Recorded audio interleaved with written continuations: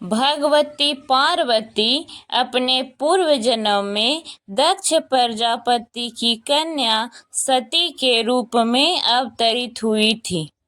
उस समय भी उन्हें भगवान शंकर की पत्नी होने का सौभाग्य प्राप्त हुआ। दक्ष यज्ञ में अपने पति भगवान शिव के अपमान से क्षुब्ध होकर योगाग्नि में उन्होंने अपना शरीर त्याग दिया था। सती ने देह त्याग करते समय यह संकल्प किया कि मैं पर्वतराज हिमालय के यहाँ जन्म ग्रहण कर पुनः भगवान शिव की अर्धांगिनी बनूं। कुछ समय बाद ही माता सती हिमालय पत्नी मैना के गर्भ में प्रविष्ट हुई और यथा समय उनका प्राकट्य हुआ। पर्वतराज की पुत्री होने के कारण वह पार्वती कहलाई। जब वह कुछ सयानी हुई तो उनके माता पिता उनके अनुरूप वर के लिए चिंतित रहने लगे। एक दिन अकस्मात देवर्षि नारद हिमवान के घर पधारे। पर्वतराज ने उनका बड़ा आदर सत्कार किया। उन्होंने अपनी पुत्री पार्वती को भी बुलाकर मुनि के चरणों में प्रणाम करवाया तथा उनसे अपनी पुत्री के भविष्य के विषय में कुछ बताने की प्रार्थना की। नारद जी ने हंसकर कहा, गिरिराज, आपकी पुत्री सब गुणों की खान है। आगे चलकर यह उमा, अंबिका और भवानी आदि नामों से प्रसिद्ध होगी।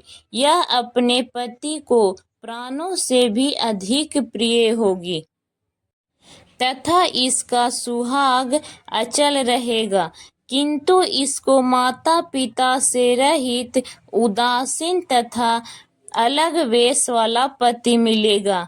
मैंने वर के जितने गुण बताए हैं, मेरे अनुमान से वे सभी शिव जी में हैं। यदि आपकी कन्या भगवान शिव की तपस्या करे और वह प्रसन्न होकर इससे विवाह के लिए तैयार हो जाएं तो इसका सभी तरह से कल्याण होगा।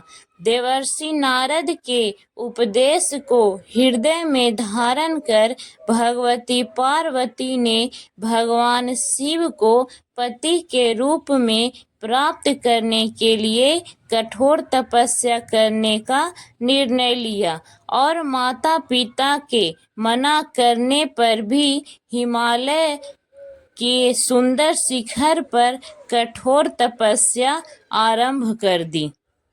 उनकी कठोर तपस्या को देखकर बड़े बड़े ऋषि मुनि भी दंग रह गए। अंत में भगवान आशुतोष का आसन हिला।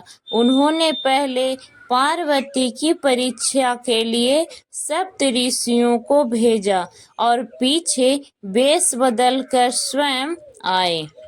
पार्वती की अविचल निष्ठा को देखकर शिव जी अपने को अधिक देर तक न छिपा सके और असली रूप में उनके सामने प्रकट हो गए। भगवती पार्वती की इच्छा पूर्ण हुई और उन्हें शिव जी के पानी ग्रहण का वरदान मिला। पार्वती जी तपस्या पूर्ण करके घर लौट आई और माता पिता को उन्होंने शंकर जी के प्रकट होने तथा वरदान देने का संपूर्ण वृतांत कह सुनाया। तत्पश्चात शंकर जी ने सप्त ऋषियों को विवाह का प्रस्ताव लेकर हिमवान के पास भेजा और इस प्रकार विवाह की शुभ तिथि निश्चित हुई। वर पक्ष की ओर से ब्रह्मा, विष्णु और इंद्रादि देवता बारात लेकर आए। भगवान शंकर और पार्वती का विवाह बड़ी धूमधाम से संपन्न हुआ। फिर भगवान शिव के साथ भगवती पार्वती कैलाश आई। दो अनादि दाम्पत्यों का पुनर्मिलन हुआ। फिर माता पार्वती जी के द्वितीय पुत्र गणेश उत्पन्न हुए। भगवती पार्वती समस्त पतिव्रताओं में शिरोमणि है। भगवती सीता जी इन्हीं की आराधिका थी।